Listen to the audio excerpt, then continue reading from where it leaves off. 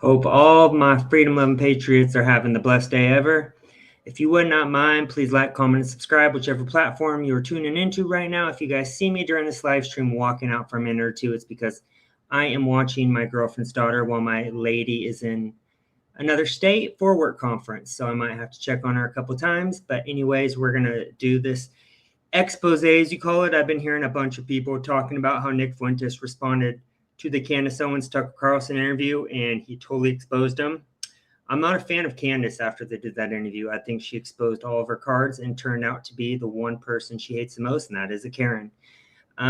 Tucker, I'm a huge fan of him, so it's disappointing to hear what he said about Nick Fuentes on the podcast. I don't agree with it at all, and so we're going to react to the full response by Nick Fuentes where he supposedly exposes Tucker, who, again, I love Tucker, but I mean, it doesn't matter which side you're on. If you're hiding stuff and you're exposed, you should be called out on that. And if Nick Fuentes does a good job doing that, we'll see if he's able to influence what I think about Tucker Carlson. Until then, like, comment, subscribe. Let's get it started, y'all. Worked as a CIA contractor, paramilitary contractor. He's in the U.S. military for years fighting our neocon wars. His wife was killed in Syria in one of those wars. Joe Kent is the single most sincere critic, and I would say the one with the most credibility in the United States to say this foreign policy is bad. It killed my wife. I was a part of it. Joe Kent is actually someone the CIA doesn't like at all because he understands how it operates. And for Nick Fuentes, who's like some child from Chicago, to go after him specifically, one congressional seat in Washington State. That is random. It's not random, though. It's the opposite of random. Joe Kent was number one on the list of people they wanted to knock off, people who believe in our neocon foreign policy. They wanted Joe Kent out because he could stand up and say, I actually know. I've got the receipts. My wife was killed in Syria. You had to take that guy out. And Nick Fuentes, this child, this weird little gay kid in his basement in Chicago, is participating in a super... I have no clue. I'm very curious about Joe Kent's wife in Syria. I think she got killed in Syria, I believe it was exposed. But I don't know. This is all new to me. By the way, Autistic Vaxtard, you have the best name on YouTube. It's so funny every time I see it pop up. Hope you're having a great day. Pack to bump off Joe Kent? Like, I've been around this my whole life. I know what that is. It's just an organized effort. Yeah. And he also did the thing that David Duke always did, including to me, which is be like, oh, yeah, it's my friend. And everyone's like, oh, Tucker Carlson's been endorsed by David Duke. I've been making like the anti-racist argument my whole life. Right. Like, I'm not for David Duke. Do I think David Duke is right when he's against affirmative action? You bet I do. But I'm not for David Duke. But David Duke would try to discredit people by hugging them. And that's exactly what Fuentes did. He goes out there, meet all these people, show up, hi, I'm Nick Fuentes. Can I get my picture with you? That's a campaign to destroy credible voices on the right. And Fuentes is part of it. And I know I'm inviting endless trouble by saying this because, this is a kid with a lot of spare time, but it's just a fact. And I've seen it a lot. Yeah. And I, you can believe me or not, but I know what I'm talking about. I can confirm he's dishonest. I mean, so it's like you use that as your, like, I could not determine what his motives were. And I said, you know what? I don't have time for this. I gave you a fair chance, gave you a fair shake. No, you didn't. You tried to do this gotcha interview and you sounded like a woke Karen. Candace, stop. She is being so untrue right there. Anyone who saw that full podcast knew this was a gotcha interview with Nick Fuentes. She was not respectful. She hated on him for not being married. He's very young, she seemed to forget. Attacking him for previous things supposedly said in the past, forgetting that they met. It just seems like all she did was hate, try to get the gotcha moments during the interview. It wasn't good, but I know that was my most viral video I've ever done since doing YouTube, and she put a copyright strike on my video, so of course got taken down, even though there's other YouTubers who have that exact video of me reacting on their channel and nothing ever happened. And you are a fundamentally dishonest human being. There was no reason to do it. If he had not done that show and screamed and yelled, his followers would have been like, oh, that was an interesting conversation between two people who agreed some, disagreed some, and like that was it. It was interesting that he got there. He doesn't want to be, and I can tell you that he doesn't want to be anywhere but where he is. He doesn't want to have normal relations. And it did sort of feel, and I said that to him, that he's like responding to orders somewhere, because why are you attacking me? Well, who Why are the are you attacking Dave Smith? What is the issue with Dave Smith? And he couldn't answer the question. Exactly. He couldn't answer the question. He was just like, well, the fakest thing I've ever seen. And I'm like, why do you hate Dave Smith over Joe Rogan? And it's like, well, Dave Smith is this kind of a Jew. And I'm like, okay, I don't either. You really are this immature and you haven't gotten further in your ideas, or you're just attacking people and making people think that these attacks are legitimate when they're really not. And we were so kind to him that I was just like, okay. He's attacking Dave Smith because Dave Smith is effective and credible. He's very effective. Because he's smart. He's a decent person. There's no hate on Dave Smith. Mm-hmm. And you would smell it if there was and there isn't. And he has credibility and he has knowledge. And he's a marvelous debater. And once again, a really good person. So you have to take out Dave Smith. You have to take out Joe Kent. Those are the good people. Mm-hmm. You have to take out J.D. Vance. He was against J.D. Vance. So if you're against like more pointless wars on behalf of foreign powers, like you're probably not going to be attacking J.D. Vance. And Vance was exactly the person he was attacking. So and the sad thing is, and I know that no one who watches him will believe me because they're desperate, because they are the victims of a system that hates him. It's young white men who've been totally cut out of our economy, attacked mercilessly. Well, I agree with that point. You know, narcotics, just go die. I mean, they really are the victims, and they're desperate, and no one speaks for them. So they go to Fuentes because he's like incredibly articulate, and they think he's our leader. But in one of the saddest ironies of all, like he's acting against your interests. Actually, it's how. Yeah, it's really dark. I don't believe he says. I no longer think that he will. How is he acting out against our interests? He's for America First policies. He doesn't want rhinos to be elected. Sure, he did say, and I think he was just triggering and joking when he said would have been better to vote for Kamala. Obviously, he knows that's not true. He's just trolling people, and people don't seem to get Fuentes. But the more I listen to him, the more I almost agree with everything he says. Tell me something he's wrong about. Believes what he says, and I can say that. Like even the whole, I just say I'm a racist. I know in part he says stuff to be entertaining, and that's fine. There's an element of it that is meant to be entertaining. But you got on a flight to come down onto a podcast with a Black woman. Like, I don't think you're racist. I don't believe your ideas that women, it's like, women need to shut up. It's like, okay, why are you on my podcast? Why are you saying that you want people to have you on your podcast? I was in response to you being rude. So there's just there's a gap between what he says and how he acts. And for me, that's just worthy of dismissing, full stop. Be authentic. I don't care who you are. Like, genuinely, I kind of like Taylor Lorenz because I know that she actually believes what she says. Okay, wow. So there you have it. We could even back it up. I think this cut out at the very beginning. We could play the very beginning part because I want to have it all out there. It's real to her. COVID is real to her. This is not a performance. There was like one little part at the beginning that just cut off. Sounds like okay, an attack. And then we'll get into it. Interesting. Yeah, it was weird. It was totally weird. Tender spot. Yep. Well, true. Okay, has it occurred to you that? And I just want to say I haven't watched a lot of Nick Fuentes in my life at all. But what I've seen, the guy's very talented. Like just as a well, let me just say this, as someone who's talked to cameras his whole life, it is very hard to sit and just like riff for 20 minutes. And I think it's an amazing skill, and he has that skill. But I also have noticed that his targets are all people who are sincere, non-crazy, non-hateful opponents of neocon politics. Right. So you have to kind of wonder about that. So Nick Fuentes is like, oh, I don't like the neocons. But then his targets are J.D. Vance, Joe Kent. He got involved in Joe Kent's campaign with a super, oh yes.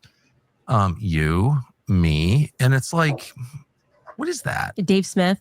I asked him about that because that's a question that I had. So I did the right thing by asking him to his face. What's up with this? Like, why do you attack? Fuentes, if you see this, I know I'm a smaller Rumble channel. YouTube's a little bigger than Rumble, a lot bigger. But I would love to interview you. I think I'd let you talk as much as you want, or ask fair-minded questions. I would love to know the backstory of Nick Fuentes, even though I've heard it on Bradley Martin and a few others in the past. Just shouting out. Dave Smith, you say that like your biggest critique is that America's being controlled by Israel. Then you have Dave Smith, who has been such a sound voice. And by the way, opposite experience with Dave Smith. I have my podcast. He's a fantastic human being. Dave Smith is one of the nicest people fantastic ever. Human. Yes. And so I judge people according to my experiences with them. And so Nick is being judged according to my experience with him. But like, what is this? I don't get it. Where does I don't the funding come from? I probably shouldn't even say this, but the only reason I know who he is because someone sent me a video a few years ago of him attacking me. And I was like, so I'm looking at this. And I'm like, well, first of all, this kid's really talented, like legit. And I can assess that just having done the job for so long. So I was like, wow, lots of talent, native talent. And he's attacking my dad as a CIA, his dad's in the CIA or whatever. And I'm like, well, that's no, untrue. And my father dies, and I learn actually, yeah, was involved in that world. I was completely shocked by it. So no one has to believe me, but that's just a fact. Right. This was in March of this year. And I'm like, well, how the hell would this child from Chicago, my dad was 84 when he passed. Like, who's this guy know who my dad is? And like, he's in intelligence. How would he know that? All right, So that was his critique of you, because I didn't. I already listened to this part about his dad being the CIA and not knowing, and how Nick knew before Tucker knew. So we're going to skip that. We came to see what Nick was going to say. We already reacted to this a while ago. Sorry, this is the only time I'll fast forward it. It doesn't mean he's not talented. He's enormously talented. It doesn't mean he's a bad person. I'm not attacking him personally, but he is clearly part of a campaign to discredit non-crazy right voice. Your claim that was made in that clip. Now you've seen the whole thing and you sort of get the gist of it. And I'll lay it out at the very beginning so we can kind of organize this a little bit.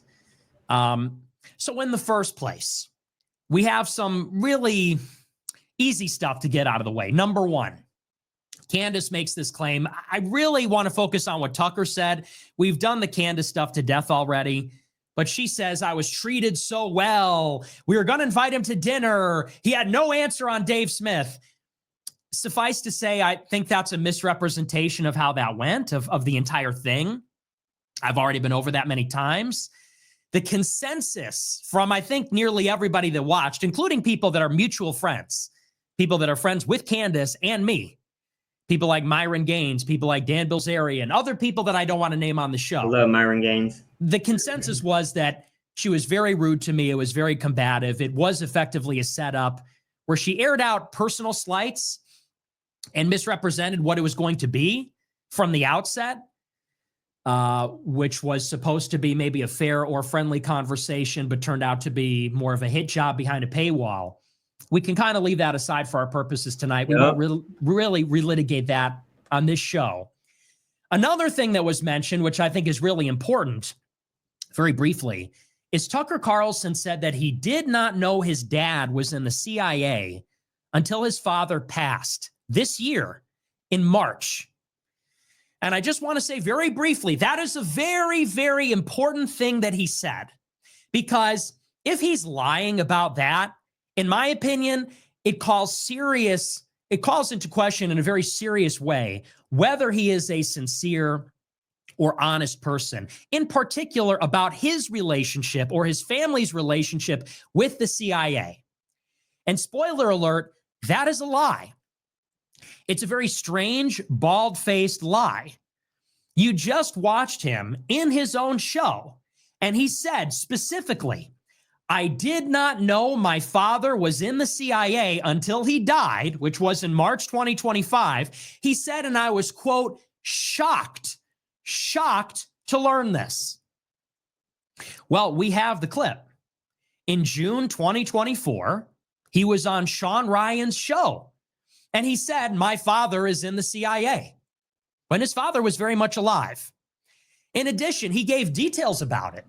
He said that he lived down the street growing up from the CIA officer who was involved in the overthrow of Iran's government led by Mossadegh in the 1950s. Thank you. Agree. Win for sure. So this raises some serious questions. Why would you lie about that? It's on record that you lied about it. And in particular, why would you lie in such a way? He said he was shocked to know that. But as we're going to work through the material, it's very clear. It's crazy. Up until recently, Tucker was one of my favorites until I came across Nick Fuentes. And he's just, he is, I feel like, the truth. And it's not that I like put anyone on a pedestal, but I mean, he does say a lot of truthful stuff. And he always seems to be the first one to say it when it's not popular to say. And got to respect someone like that. But Tucker, yeah, CIA. His dad was CIA, it looks like, and did a lot of bad stuff. There was no surprise. Not only did Tucker Carlson know that his father was in the CIA, he had to intimately know because Dick Carlson, his father, was very involved in the CIA. It's not peripheral. It wasn't a footnote. His father was a CIA man and played a crucial role at the CIA. I will read you quotes from testimony that he gave, recorded by C-SPAN in the 1990s, where he talks about how instrumental Dick Carlson was, his father was, in the overthrow of... Yeah, definitely. COVID, January 6th, he's been on top of a lot of stuff. It almost makes you want to think maybe it's because the intel or his past family that he got all that information. But I mean, I'm so like iffy when it comes to Tucker, because he did look so terrible talking about Nick Fuentes the way he did, instead of just bringing him on the show like a man and letting him talk face to face. You know what I mean? That was very disappointing to me. Soviet Union governments, or governments backed by the Soviet Union, of Tiananmen Square in China, his relationship with neocon nonprofits after he left Voice of America and the other organizations he was a part of. So for Tucker to say not only did he not know, but he was shocked, that does not pass a smell test at all. That is a brazen lie, a strange and weird lie that he compounded by saying, not only did I not know, I was surprised. Well, that is absolutely not the case. And for him to misrepresent his knowledge, what he knew, when he knew it, in such a provably false way is very strange to me. And I think it calls into question his credibility on that subject, but we'll go through that. Now, those, in my opinion, are more minor things. In broad strokes, the big argument that I want to focus on tonight, he said that what I represent is a campaign. He said I'm an inorganic actor as part of a bad faith campaign to sabotage what he said are, quote, the non-crazy, non-hateful, credible voices against the neocons in politics. He said, that's my mission. Now, in his own words, he says he doesn't watch my show. He doesn't know me. He doesn't spend a lot of time watching me. He said the only time he saw me was when I was attacking his father. But yet he is sure, and he says it is obvious, in spite of his ignorance, that that is what I am. His only proof for the claim is that, in his words, I exclusively attack those kinds of people, the non-crazy, non-hateful, credible anti-neocon voices who he listed. And the names he gave were these. He said J.D. Vance, Joe Kent, and himself. Candace Owens chimed in and said, Dave Smith, we will analyze each of those people, and we will evaluate tonight what is this artificial distinction being created between non-crazies and crazies, non-haters and haters, anti-neocon voices, and whatever I am. We're going to break that down. And if Joe Kent is your champion, well, we'll look at Joe Kent and we'll look at his views. Tucker characterized my attacks on Joe Kent and J.D. Vance as random. Candace Owens agreed. She said it is random. Tucker said, no, it's not random. Joe Kent was enemy number one, public enemy number one of the neocons. So Candace says it's random. Tucker says it's conspicuous, but it was targeted. We'll talk about my history with Joe Kent. So we're going to dive in. Enough introduction. We'll break this down. First, I want to talk about Joe Kent. And we'll talk about him in particular, because that one thing Tucker did say about Nick that I really do agree with is it is hard to talk off the cuff when you know probably hundreds of thousands, tens of thousands are watching you live, and you're doing just off the cuff, like 2 hours of talking about politics, what's going on in the world, what this administration has been doing. That is a skill, and a really good skill that Nick has, for sure. That's how I want to become one day eventually. Was really the centerpiece of the story.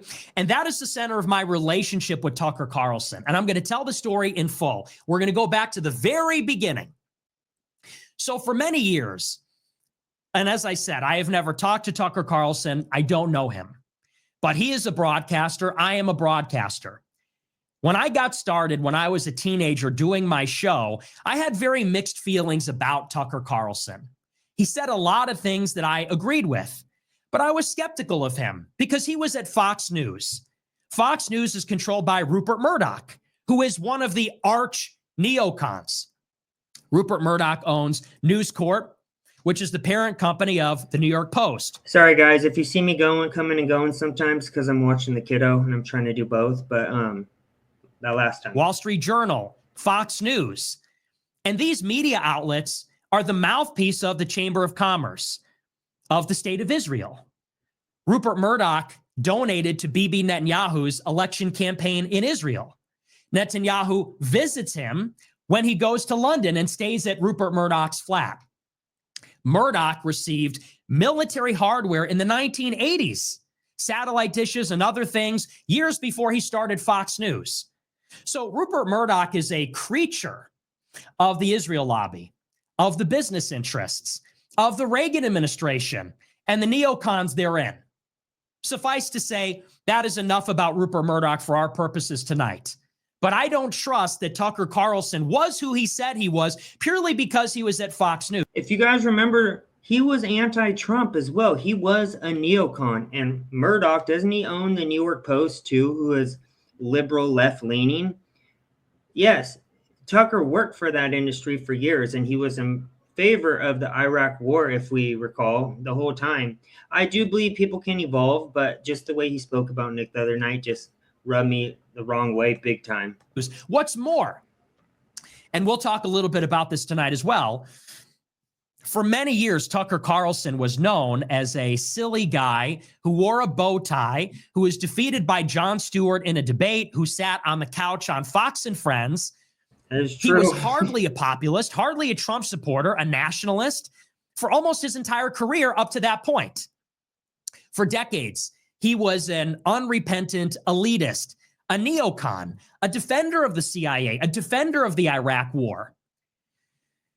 And when he got the primetime slot on Fox News, suddenly he had a total change of heart, apparently, and became a full-throated, intense, articulate spokesperson of a Trump populist doctrine. So for many reasons, I was skeptical of what he represented. But for many years, I was very supportive of him because I did not have a very developed understanding of how politics worked. And although he was at Fox, I agreed with so much of what he said.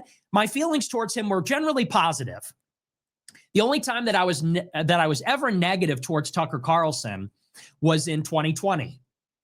After the presidential election in 2020, which I believe was rigged, I went to many of the Stop the Steal protests. Damn right the 2020 election was rigged. Are you kidding me? There's like 50 examples. Hunter Biden laptop, 50 intelligent CIA officers, pollings being shut down, ballots being ran through the printer system, whatever the system it is, thousands of workers inside who saw shenanigans. The list goes on.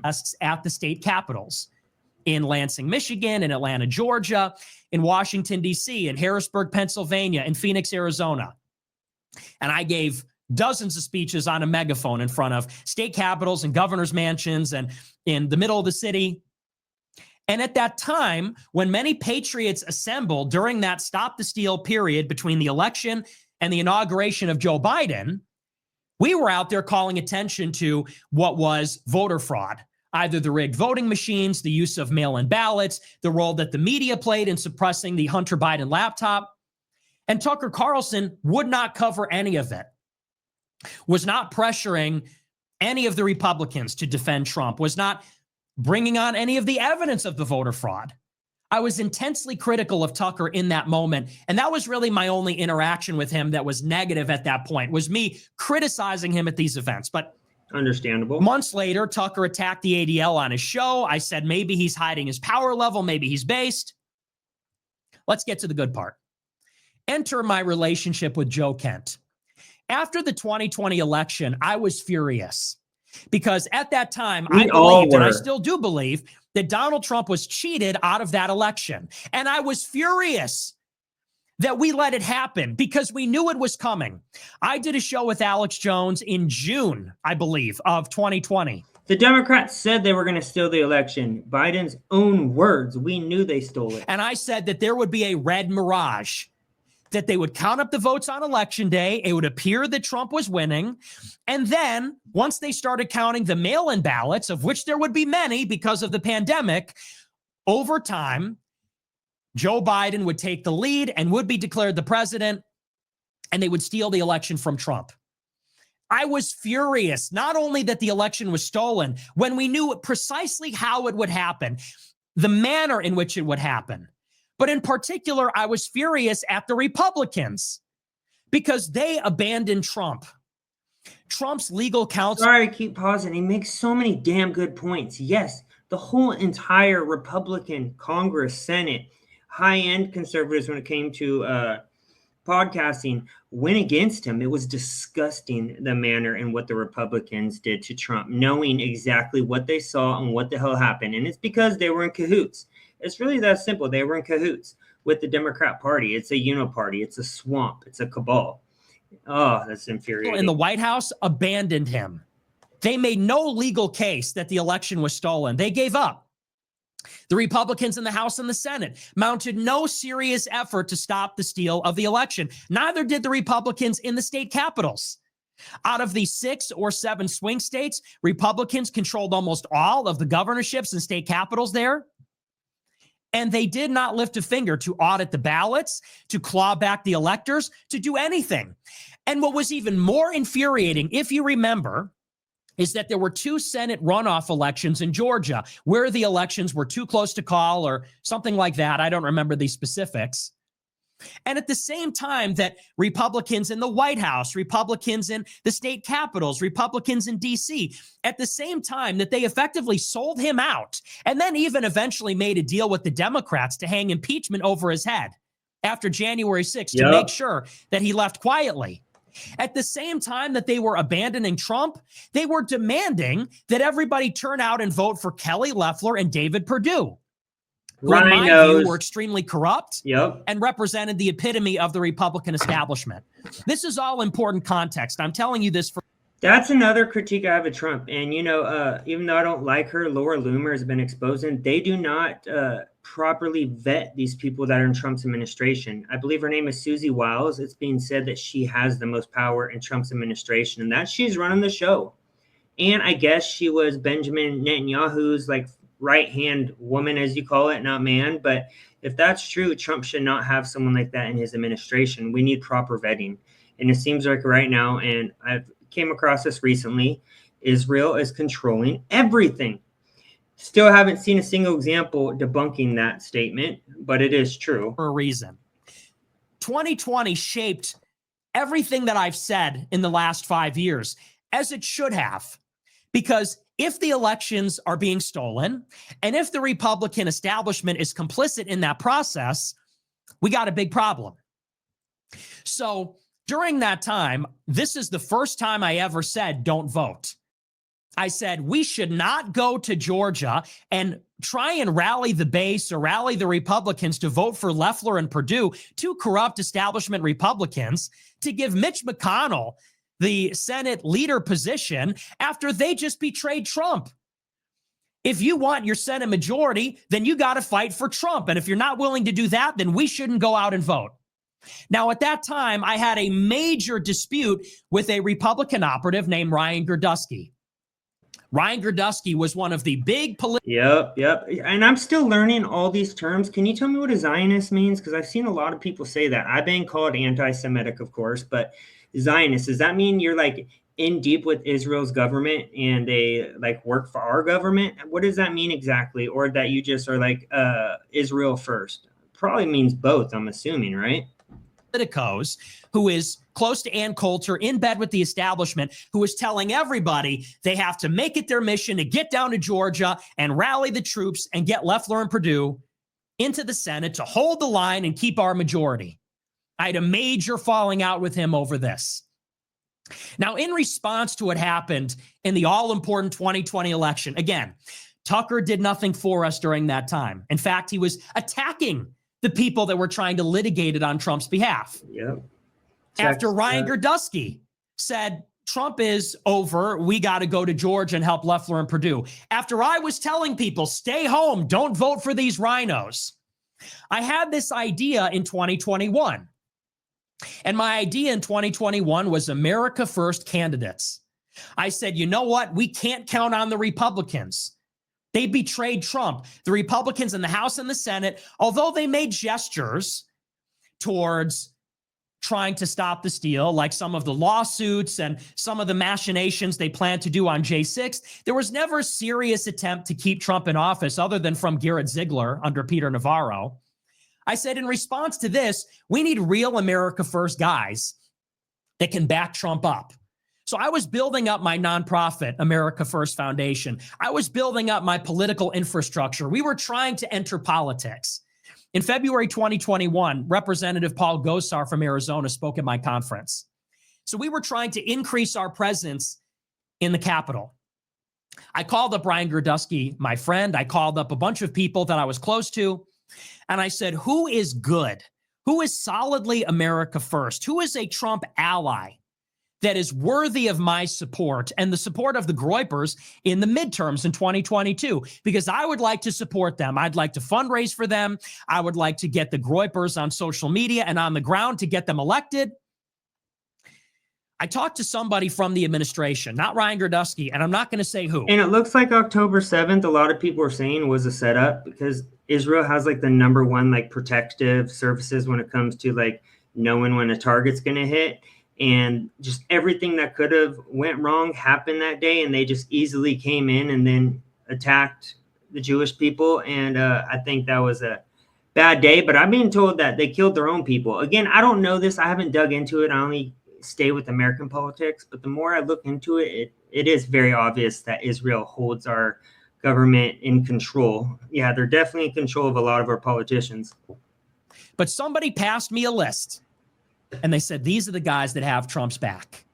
And some of the names were Joe Kent, who is running in Washington State. J.D. Vance, who is running for Senate in Ohio. Blake Masters, running for Senate in Arizona. Blake Patrick Masters. Witt, who is running for Congress in Georgia. Gibbs, who is running for Congress in Michigan. And there were a number of other names too, but those are the ones that I remember. And those are the ones that I have in my notes from many, many years ago. Now, I got in touch with Joe Kent in 2021. We'll focus on him. I got in touch with Joe Kent through his campaign consultant, Matt Brainerd. Matt Brainerd was an exhibitor at my conference at AFPAC 2 in February 2021. This is a month after the events of January 6th and the Senate runoff. So I knew Matt Brainerd. I had a relationship with him. I was introduced to him by Michelle Malkin. She was friends with him. He was very involved in Stop the Steal, as was she. Matt Brainerd put me in touch with Joe Kent. I had a phone call with Joe Kent, I believe in the summer of 2021. And the phone call went like this. I called up Joe Kent, which, by the way, he does not deny, and I have text messages with him. I said, listen up, Joe. We want to support you in this election. I said, we want to help you build up your social media. We want to retweet your profile. We want the Groypers to support you. We want to door knock for you. We want to fundraise for you. I said, but here's the caveat. I said, and you can take this or leave it. I said, but we want to help you. We believe you're America First. We want to get you into office. I was very pro Joe Kent. I said, but here's the deal. You can't disavow me. I said, now, if you want our support, it's contingent on that. I said, because although I'd like to keep this discreet and we don't have to tell everybody that we're helping you, I said, but if the day ever comes that the left asks you about me for any reason, I said, you cannot disavow. I said, because if we start disavowing each other, this is how the right eats itself. And this is how the left wins. I said, today you're disavowing me. Tomorrow, somebody's disavowing you. What's more, I said, I don't want to help people. I barely have an operation. I don't want to use what little I have to help somebody if they're going to turn around and throw me under the bus. Because that's exactly what happened with Paul Gosar during AFPAC 2. He attended my conference and then he disavowed me, pretended like he didn't know me the next day. So fake. And there were other events too, but that was the big one. So I told Joe, I said, here's the deal. You cannot disavow. We'll support you. And Joe Kent said, not a problem. He said, and you know what? They call you a racist. He said, the Democrats are the real racist. And I said, yeah, that's great, Joe. But I mean, that's really the deal. And so it was. Joe Kent actually spoke out in favor of me. When I was put on the no-fly list in May 2021, he put out a tweet defending my rights. When I was banned on Twitter, I believe he said something also. So we had a autistic bastard. Yes, that's true. And didn't Laura Loomer, who I said in the beginning is good at vetting, but Israel first. She disavowed MTG speaking at the event. And I've heard all this stuff that he's such a racist, but the more you listen to Nick, he makes the most sense out of any person I speak to. I like Marjorie Taylor Greene. I don't know what you guys think. Relationship. We had talked on the phone. I was fully behind him. We were supporting his social media. We had planned to go to Washington State to campaign for him. And he did defend me on social media as well. Fast forward to February 2022. I did my third AFPAC, my third conference. Marjorie Taylor Greene spoke there. Paul Gosar spoke there. The Lieutenant Governor of Idaho spoke there. It was a pretty big deal. We had 1,200 people.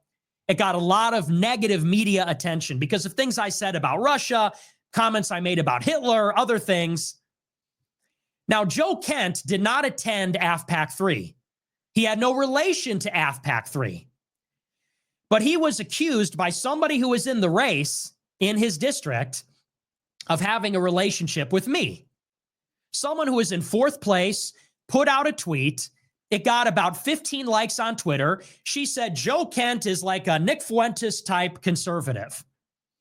Joe Kent put out a tweet unprovoked on March 2nd, 2022. And I'll read to you what he said. He said, quote, "My opponents are again spreading lies about me. I strongly condemn Nick Fuentes' politics, especially in regards to our ally, Israel. I ignored his invitation to speak at his recent conference in Orlando, and I am not aware of, nor do I accept any endorsement from him." Later, he said no one should be deplatformed or put on a no-fly list for their political ideas. I don't want Fuentes' endorsement due to his focus on race and religion. The fights he's picking are counterproductive. This is not my message of inclusive populism. So to be very clear, I talked to Joe Kent on the phone. I helped him. He helped me. And the agreement was I would help him discreetly. Contrary to what Tucker Carlson said, that my aim is to embrace people, to bring them down publicly, I told him, and we maintained a relationship in secret, in private, for almost a year before he, unprovoked, publicly went on the attack against me, condemning me completely on the basis of my opposition to our support for Israel, and because I talk about race and religion. He said that my version of America First, this is important, Kent said that my version of America First is condemnable because his version is inclusive, not focused on race and religion, and not critical of Israel. This is a very important concept, which is going to show up again and again and again on this show tonight. Joe Kent, who Tucker said is the epitome of a reasonable, credible, not crazy, not hateful, anti-neocon voice, Tucker said he is the archetype. He is emblematic of a credible, authentic opponent of the neocons. Tucker said that I attacked him in a targeted way, which was very conspicuous. I was put up to do this. I wrapped my arms around him to bring him down. Why? Because he's a credible voice fighting the neocons. Well, that is not the case at all. I did not wrap my arms around him. Contrary to what Candace said, it was not random. I did not target him, as Tucker said. We maintained a discreet relationship. I wanted to help him. And then he attacked me very hard over my views on Israel, on race and religion, and said that his version of America First is really inclusive populism. Now, I said on a stream days later, very intentionally, I said that there is something going on in the conservative movement right now. I said, you have authentic America First, which I represent, and then you have what I called at that time, Populism Inc. Populism Inc. People that claim to be like me, sound like me, but are not like me. And there's some things they have in common. I said, number one, they're all supported by Peter Thiel. Joe Kent got $1 million from Peter Thiel. That is the AI guy who wants AI to control and be a part of our future. He is a demon. In 2022. J.D. Vance got $15 million from Peter Thiel. in 2022. So did Blake Masters, got $15 million. Gibbs in Michigan got money from Peter Thiel. Patrick Witt in Georgia got money from Peter Thiel. That's number one. Number two, all of them were downplaying the significance of race and religion. All of them were very pro-Israel. I said, so something is going on. There is an attempt, just like with Con Inc., Conservative Inc., just like with Rhinos, there was an attempt in light of the recent rightward shift of the base to skin suit what is an emerging America First constituency in the GOP. And to say, we sound like Nick Fuentes and Michelle Malkin, we sound like Pat Buchanan, but really we're more of the same.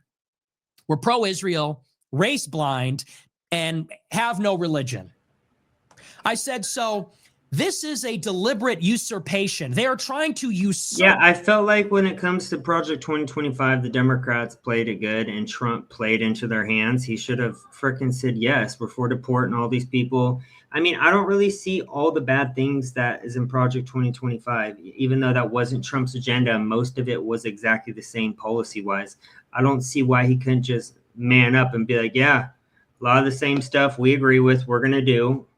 What about the Democrats and their 20 plus million illegals that are raping, killing, and torturing people? Couldn't say that or counter, argue, and prove a point at the same time. America First. Joe Kent is offering a competing version of America First that does not talk about race or religion and is pro-Israel. I said, and if he wins in Congress, he will be the right wing's AOC. He's young, he's handsome, he's well-spoken. He would be the most right-wing member of Congress. He would suck all the oxygen out of the room. And people like him and J.D. Vance, they would get to define what comes after Donald Trump. This new generation of representatives and senators who are coming up, funded by Peter Thiel, inclusive and pro-Israel, they would have the final word on what America First is going to be and how it will develop. And they will do it in a direction that's pro-Israel and all these other things.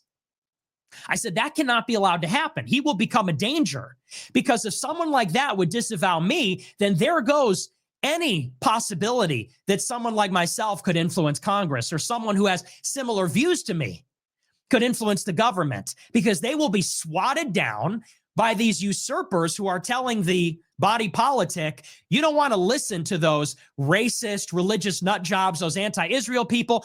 Our America First is inclusive. I said, so he cannot win. What's more, I said, there needs to be a pain mechanism. I said, we need to make an example out of Joe Kent.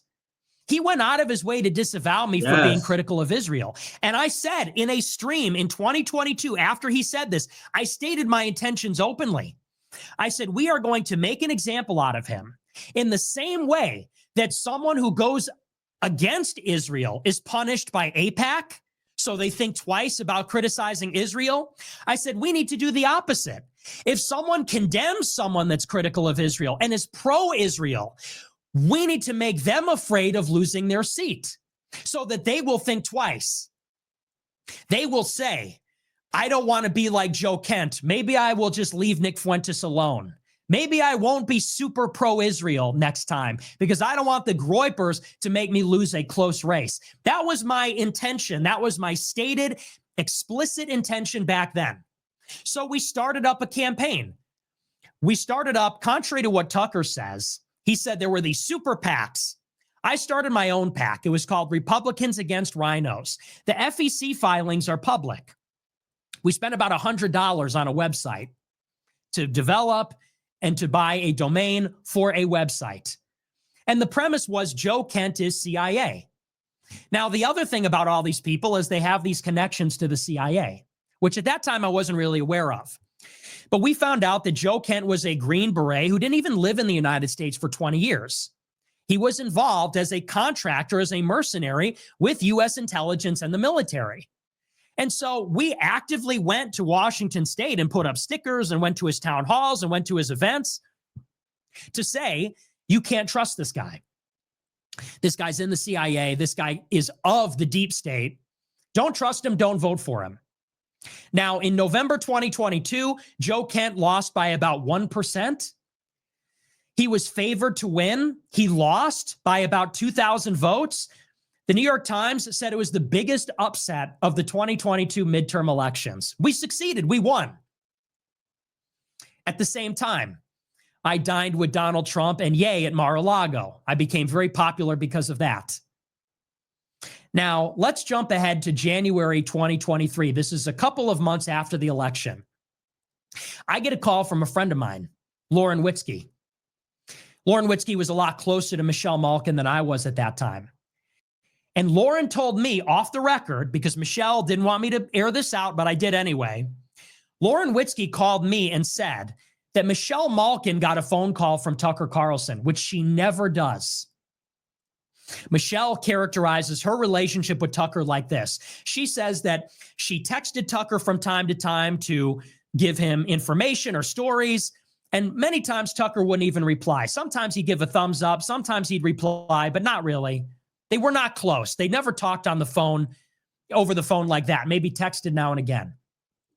But Michelle got a call from Tucker, and Tucker was asking about me, asking about my relationship with Ye, asking about the dinner at Mar-a-Lago, fishing for a quote, asking her about my opposition to Joe Kent, insinuating that I went to the dinner with Trump to make him look bad, insinuating that I took out Joe Kent because I'm part of this campaign. I thought it was very strange.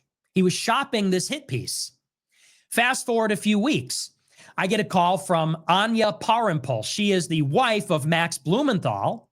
They're both writers at the Gray He's Zone. disgusting, Max Blumenthal is very close to Tucker Carlson. Now, more on him later. He's a Democrat, right? Max Blumenthal, or whatever he is. I've seen him speak. I believe he's a senator, I want to say. He is disgusting. He should have been out years ago. He's so old, and he's a liberal. If he's close to Tucker, that is not someone I would want by my side as a conservative. But I get a call from Anya Parampol, and she's writing a story about me. It turns out to be a 3-part hit piece, a massive hit piece that literally unfolded over multiple days in 3 parts and was centered on my opposition to Joe Kent. But it threw everything at me. Talked about January 6th, talked about Ye, talked about my comments on the Taliban, on women, on Jim Crow, on the Holocaust.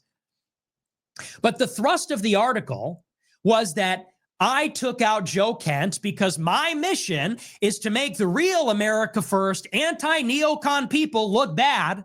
I was deployed, and that article was basically revenge for having made Joe Kent look bad.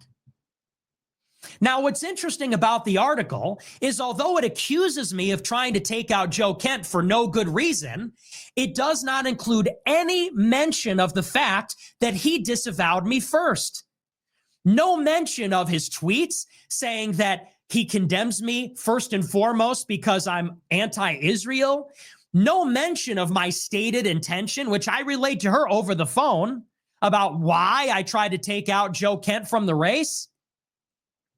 It gets better. Shortly after the piece came out, I got a phone call from a friend of mine who I think I can say now it was Bryson Gray because he has since copped to it. I like Bryson Gray. Called me up. Anyone who knows me besides politics knows I love political music. It has taken over the game. Tom McDonald, Bryson Gray, High Res. I can go on. Adam Calhoun. They are political America First MAGA rappers. Check out their music. If you guys, I used to listen to gangster rap. No thanks, no more. I would suggest listening to Tom McDonald, God Mode, Tom McDonald, Freedom of Speech, or Tom McDonald, The Machine. You guys will love that music. A black rapper. He's used to be pro-Trump. Now he's like a Christian rapper. Very good friend of mine. Bryson called me up and said, hey, man, and we don't usually talk either. At least we don't talk often. He called me up and said, hey, my wife just got a campaign from Influenceable. If you don't know what that is, Influenceable at that time, now it's very big, but at that time, it was a small outfit that pays conservative right-wing influencers to promote social media campaigns. So they will put out in a group text to a number of influencers that you all know, hey, if you put out a TikTok or a tweet pushing this link or this hashtag or this message, we'll give you $300 per tweet. And it has to say this, and it has to say it in this way. It's basically an undisclosed advertisement. They're like an advertising agency, but it's all under the table. So Bryson called me up and said, my wife, Shekinah, she got a campaign from Influenceable that is pushing the Gray Zone article calling you a Fed. It ran from February 15th to February 20th. The campaign was called Fed Fuentes, disassociate from the far right. And it instructed the influencers who received it to talk about why I wasn't arrested after January 6th, to talk about the comments I made around January 6th, to say that I have all the hallmarks of being a federal agent. Someone paid Influenceable $100,000 to push this campaign under the table. They gave this brokerage a vast sum of money, and that brokerage, Influenceable, texted in group text messages to influencers, we will pay you. You have to say Fed Fuentes. You have to link the article. You have to say these things. And none of that went reported. Now, there was one person that tweeted the hashtag before I got ahead of the story. It was somebody from New York, this short, bald Jewish guy who many people believe is sexually abusive. That's an allegation. One person tweeted it out before I went live. As soon as I got the campaign, I went live the same day and I blew up their spot. The CEO of Influenceable called me up and said, please stop attacking us. We pulled the campaign. Stop bringing attention to us. The Groypers are all after us. Is this not weird? What's weird here? Now, I want to go even a little bit further. Who wrote the article? Max Blumenthal's wife. For those that don't know, Max Blumenthal, he's Jewish. He's extremely critical of Israel. He's written for Media Matters. He's written for Russia Today, Iranian state media. He's very close with Tucker Carlson. Max Blumenthal is the son of Sidney Blumenthal. Sidney Blumenthal ran a private intelligence network for Hillary Clinton with CIA officers, mercenaries. When Hillary Clinton was Secretary of State, he was basically an intelligence broker for her. He's been described as the hatchet man of Bill and Hillary Clinton, also Jewish. It is his son that is close with Tucker. It's his wife that wrote this article that Tucker was shopping a month before it came out, fishing for quotes from Michelle Malkin. After the article was published, omitting any mention of how all of this started, how Joe Kent attacked me, how I stated why I was coming after him, and the rest of it, someone paid thousands and thousands of dollars to promote this article and the idea that I'm a federal agent. That's where all of this came from. Now, there's a little epilogue to the story. And by the way, that's where all this came from. There's a little epilogue to the story. I thought you were talking about Max Blumenthal, or isn't he a Democrat senator? Or am I thinking about someone completely else? Let me know. In August 2024, last year, Tucker said the CIA took out Joe Kent in his election in Washington state last year. But what's really interesting is that later in 2024, Donald Trump nominated Joe Kent for a counterterrorism position. And what he said about Joe Kent is that he is a CIA officer. Not only was Joe Kent a Green Beret and a mercenary, a contractor, as Tucker described him in his show with Candace this afternoon, Donald Trump blew the whistle on him. He was a CIA officer the entire time. So let's back this up and let's sum up the whole thing. A CIA officer, that was not public information until Donald Trump tweeted it last year after he won the election. Joe Kent, who was a secret CIA officer the entire time, got $1 million from Peter Thiel. He consulted with Ryan Girdusky. He runs for office in Washington state. Initially, I try to support him. I get disavowed for no good reason because I'm critical of Israel. I make him lose to make an example out of him. Tucker Carlson's friend, Max Blumenthal, the son of Bill and Hillary Clinton's hatchet man, writes a three-part hit piece about me. with no mention of any of this, accusing me of being a Fed. Then that article is conspicuously promoted by an under-the-table, unofficial ad brokerage with the hashtag that I'm a Fed. Tucker says that Joe Kent, a CIA officer, was taken out by the CIA, who is presumably me. He's too young. And then on his show today, Tucker Carlson says Joe Kent is the epitome of the anti-CIA, anti-neocon, authentic voice that is against hatred and is not crazy. Well, I got to tell you the truth. I am feeling a little bit crazy because that's gaslighting. That is gaslighting. The CIA took out a CIA officer. The gay kid in his basement, the weird gay kid in his basement. I've never seen Tucker seem to be so triggered than that interview with Candace the other day. And she's just as bad. And this is coming from a huge fan of both. Not no more. I mean, he's doing a pretty good expose on Tucker Carlson right now. I've never heard all of this stuff. It's crazy. Is the CIA taking out the CIA officer running for Congress that got $1 million from Peter Thiel, a CIA contractor, who, when he lost, was defended by Max Blumenthal, whose dad was an intelligence broker for Bill and Hillary Clinton. You know, it's like that meme of Spider-Man. Everybody's calling everybody else a Fed, but I think this one's pretty cut and dry. Who is CIA here? The CIA officer or the guy that made him lose the election? I don't know. I mean, maybe that's a difficult question.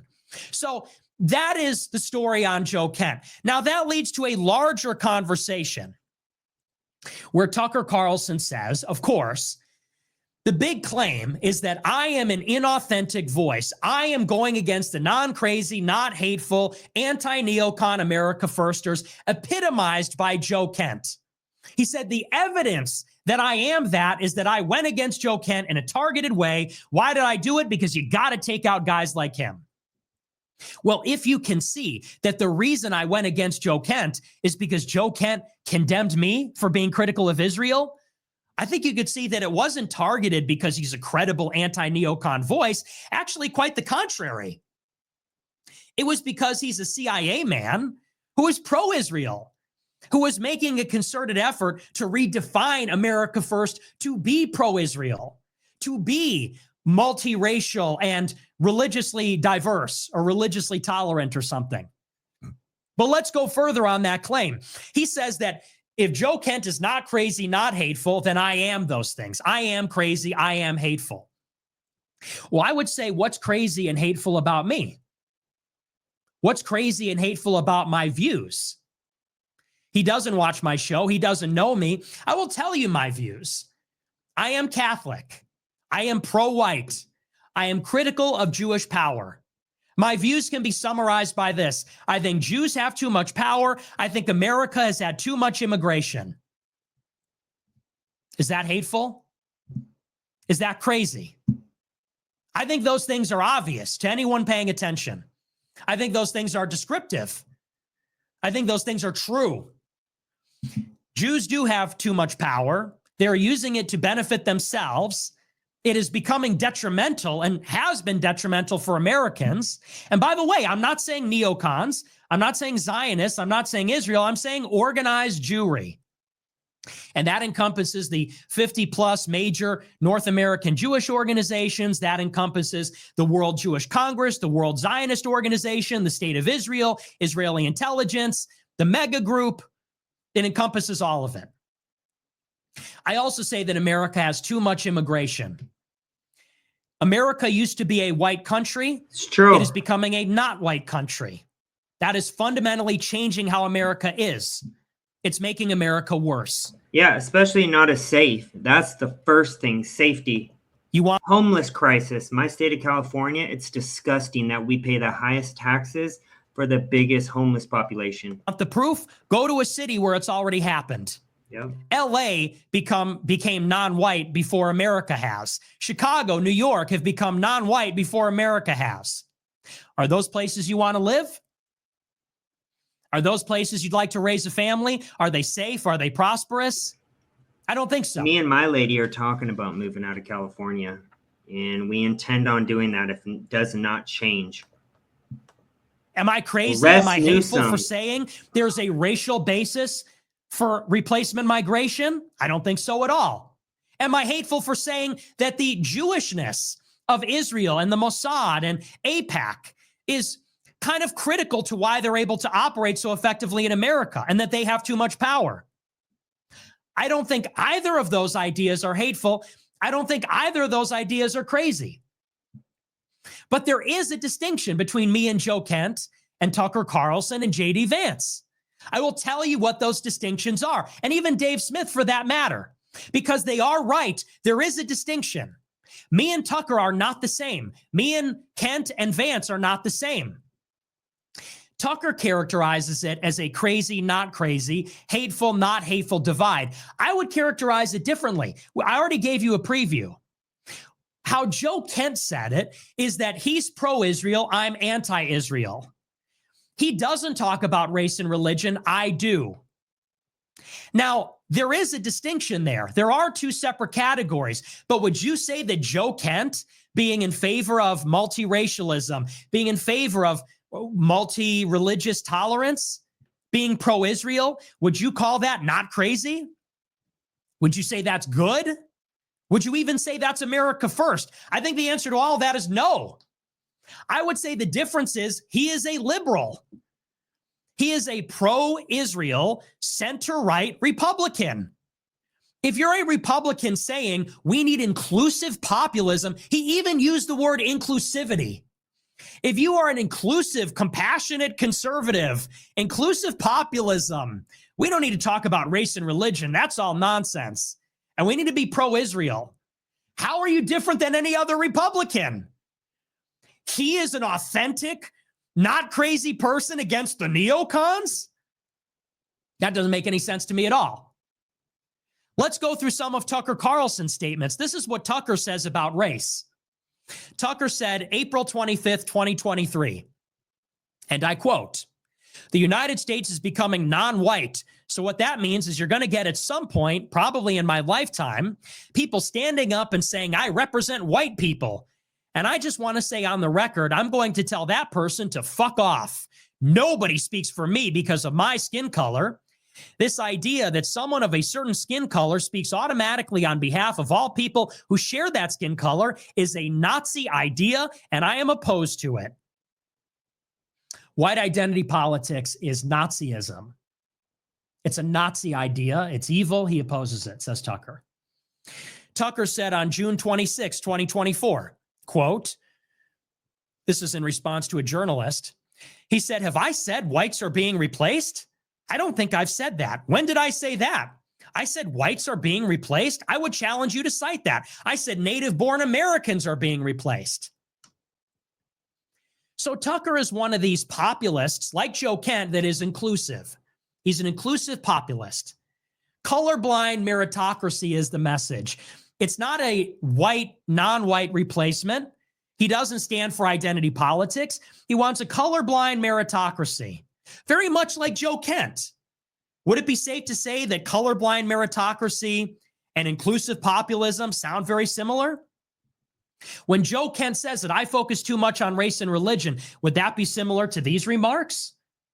Saying that the replacement migration has nothing to do with race, that identity politics, a person claiming to speak for a race of people, is Nazi and evil? Would it be fair to say that that tracks? That Joe Kent and Tucker have the same position on race? Who has the crazy position? 60 years ago, America was 90% white. Now it's maybe 55, 60% white. Obviously, that is having an effect on America. Obviously, there's a racial dimension. If I point that out and they don't, if I say that the antidote to this is for white people to stand up and say, we don't want America to become a non-white country, no matter how much merit these people have, we want America to remain coherent racially, consistent with its historic demographics. And Tucker and Joe Kent say, we don't care what race America is. It's not a racial issue. Which is the crazy position? He says, with regard to Israel, quote, I have been like attacked in ways that are so crazy, and it's coordinated from Israel. So finally, the other day, I called someone I know in the Israeli government. There are great people in the Israeli government. I called up one of them and I said, stop this. I am not your enemy. You don't think you have enough enemies? You have real enemies. May 6, 2025. February 3rd, he said, I support Israel in the sense that I really like Israel. To the extent that it helps the United States, I'm for Israel, of course. February 3rd, 2020. I mean, I do think people can evolve. He might have been Israel first, and now he's been calling it out. So I will give Tucker that, even though like I said, I'm in support of Nick in regards to what Tucker said about him. It's not true, and it was ridiculous and disgusting the way he attacked Nick instead of having him like an adult on the podcast to talk one-on-one. 5. He said, if you think I'm anti-Israel, you have lost the plot. If you think I'm your enemy, not at all. I like Israel. Are you kidding? I spend a lot of time there. June 16, 2025. He's evolved from Israel, though. I would say that. And he said this consistently, that he supports Israel. We shouldn't cut aid to Israel. He's pro-Israel. Just like Joe Kent. So many consistencies here. They're both inclusive populists. They both might criticize aspects of Israel, but are fundamentally pro-Israel. Is the distinction, again, there that I'm crazy and they're not? I'm hateful and they're not? I don't think so. I think the divide is that they are liberal on race and religion, whereas I am reactionary. They are pro-Israel, but maybe in a qualified way. I am extremely critical. I would say anti-Israeli influence. I don't think we should support Israel. I don't like Israel. Israel does consider me their enemy. That's the distinction. And again, I'm new onto the whole Israel subject. I was always told we need to support them no matter what. But the last 2 months, especially listening to Nick exposing how Israel controls our government, I don't think we should be supporting them at all. We shouldn't be supporting any countries. We should be just supporting America. As Nick also has said, America first. Support and fix our own issues. Stop worrying about other countries. Tucker and Joe Kent are claiming to be the credible, authentic voice, the not crazy, not hateful voice. I'm the not credible, not authentic, inorganic, hateful, crazy person, making them look bad. Jockeying for who gets to define what America first really is. Now, it's crucial how Tucker Carlson framed the discussion. He said they are anti-neocon. I'm not anti-neocon. I don't think neocons are the problem. Have you ever noticed that that is how Tucker consistently characterizes the issue? He said that Mark Levin, who pushed Trump with Ike Perlmutter to bomb Iran in June of this year, Mark Levin, like this video if you cannot stand the warmonger neocon king Mark Levin. Oh, he is such a scumbag. He is for all wars. Go pro-Israel zealot. He characterized Mark Levin as a neocon. Is Mark Levin a neocon? Is Ben Shapiro a neocon? Is Miriam Adelson a neocon? I would say they're all Jewish. I would say they're all Jewish, and the reason they're in favor of Israel is because they are Jewish. Obviously, Mark Levin, Shapiro, these people have affinity with Israel because they are Jewish. Epstein, Harvey Weinstein, all these people have affinity with Israel because they are Jewish. Now, their Jewishness is the reason they support Israel, not their ideology. I don't think Dave Portnoy is an ideological neocon, but he does support Israel because he is Jewish.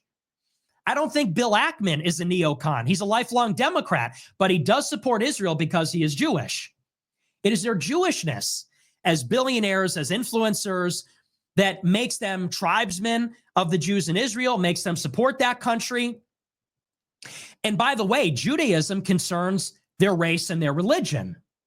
So would it be fair to say that when Tucker and Joe Kent call me hateful, call me fixated on race and religion, might it have to do with the fact that I characterize the issue not as an ideological battle against the neocons, but because I characterize it as a civilizational battle between Jews and Christians or Europeans and ethnic Jews? Might that be why they call it hateful and crazy? Because I call it a clash of civilizations? that I suspect Mark Levin, not because he's a nation-building, regime-changing neocon, but because he is a dyed-in-the-wool loyalist to Israel because of his Jewishness, because of his race and religion? Is that why Joe Kent said I'm hung up on race and religion and that's not inclusive? Is that why Tucker calls me hateful? Maybe that's why Tucker says that he's not an enemy of Israel and supports them insofar as they support us, and he loves Israel, but he just has some issues with their foreign policy. Whereas I would say, no, Israel is a much deeper problem. It's more deeply ingrained than that. Ben Shapiro says that Europeans are genetically anti-Semitic. Josh Hammer says we are genetically, in our blood, Europeans are anti-Semitic Jew haters.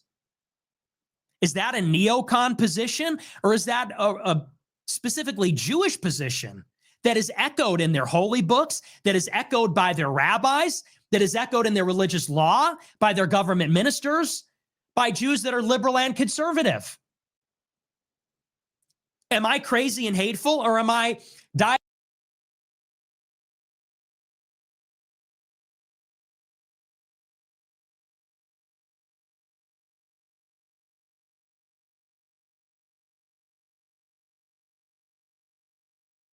Sorry, I didn't know I muted myself. I have to take my girlfriend's daughter's soccer practice. I'm so sorry. I didn't realize this was 2.5 hours. I promise I will do a part 2 and we will finish this together either today, tomorrow, or the day after. No, I won't wait till the day after tomorrow. We will get it done by tomorrow latest. Hope you guys have a blessed day. Speak to you soon. Peace. Have a great night.